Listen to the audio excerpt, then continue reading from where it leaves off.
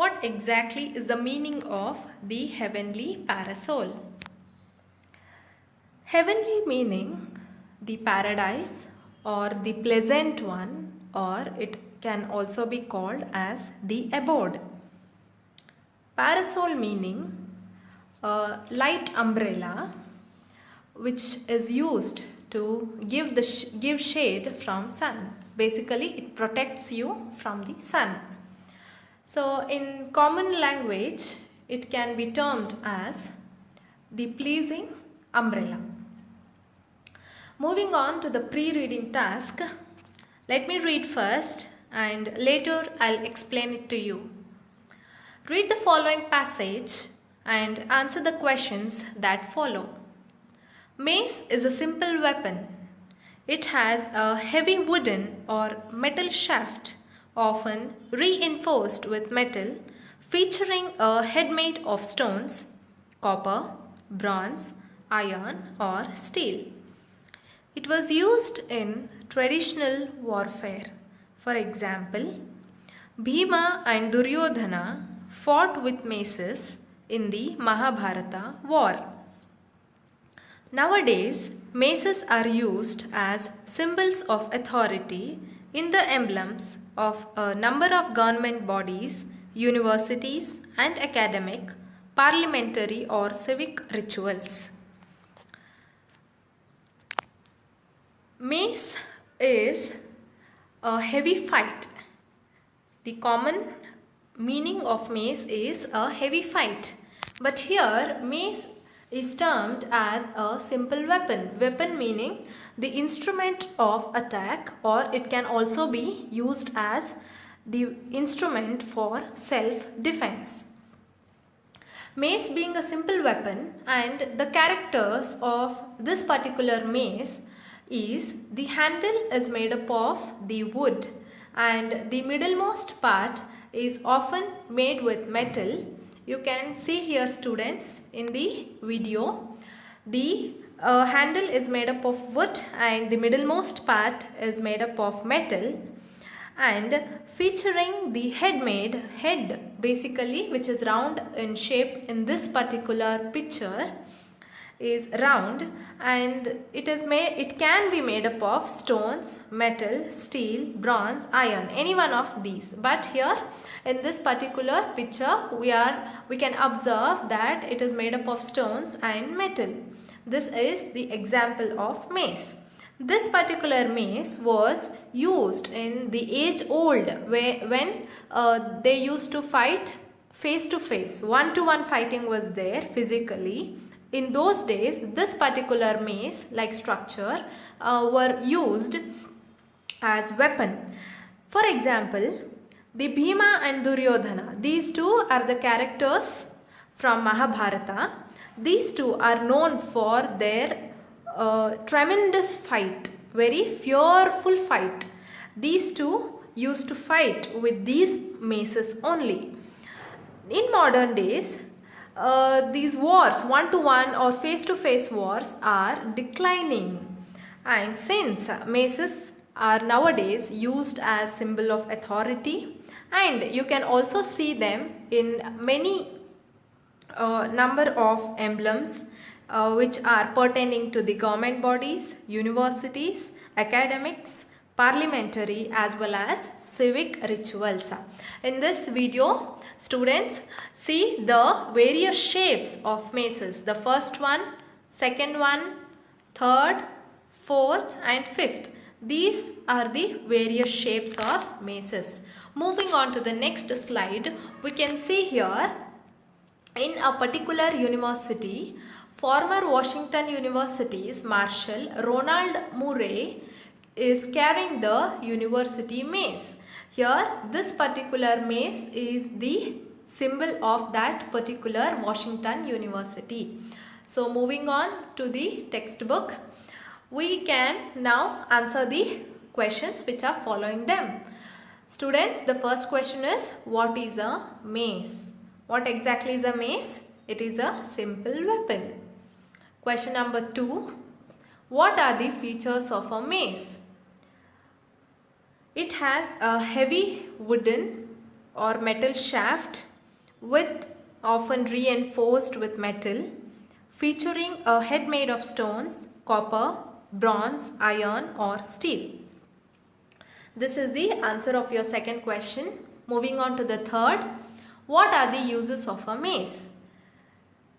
Uses of mace are of two types here. Let me answer it. It was used in traditional warfare. Next one would be, nowadays these maces are used as symbols of authority and in number of emblems of government bodies, universities, academic, parliamentary as well as civic rituals. Moving on to the pre-reading task again. Discuss these aspects with your classmates and write down the answers. First one, what is a parasol? Second, where is it used? Third, why is it used?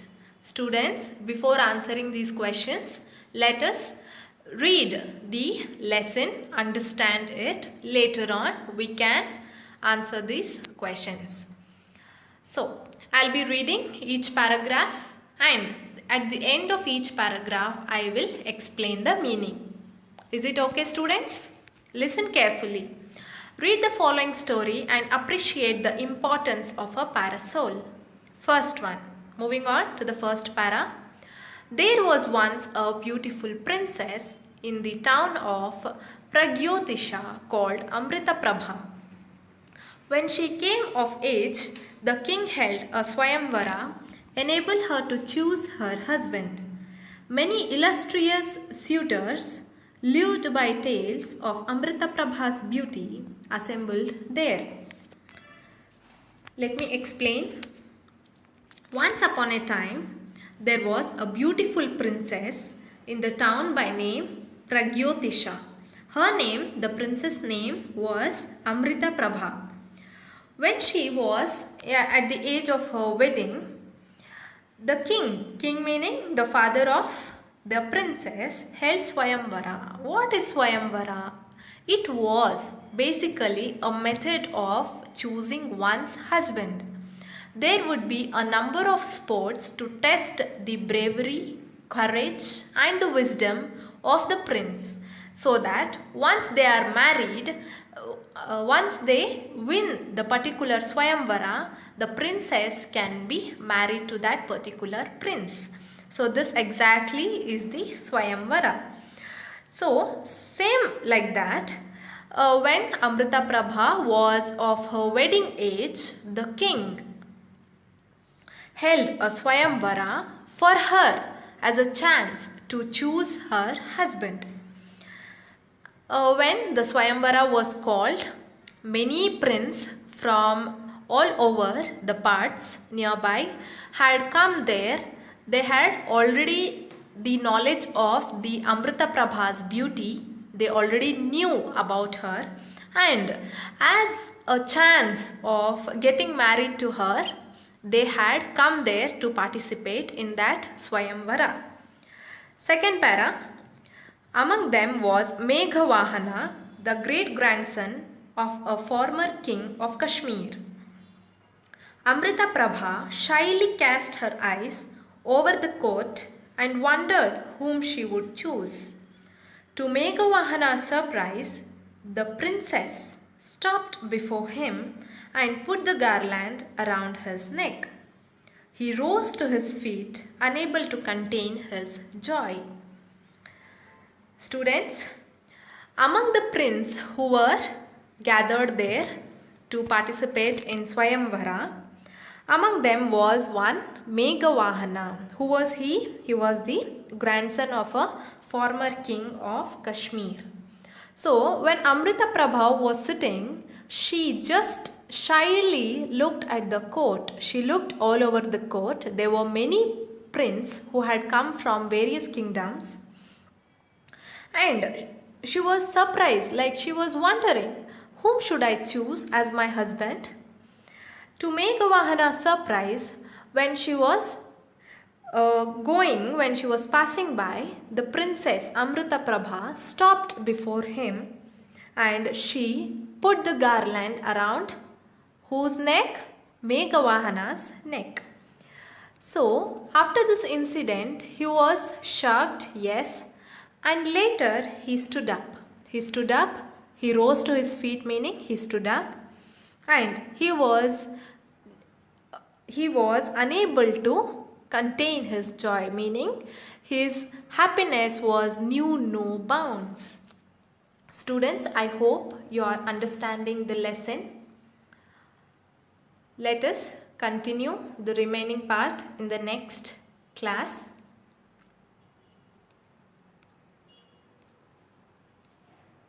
Thank you.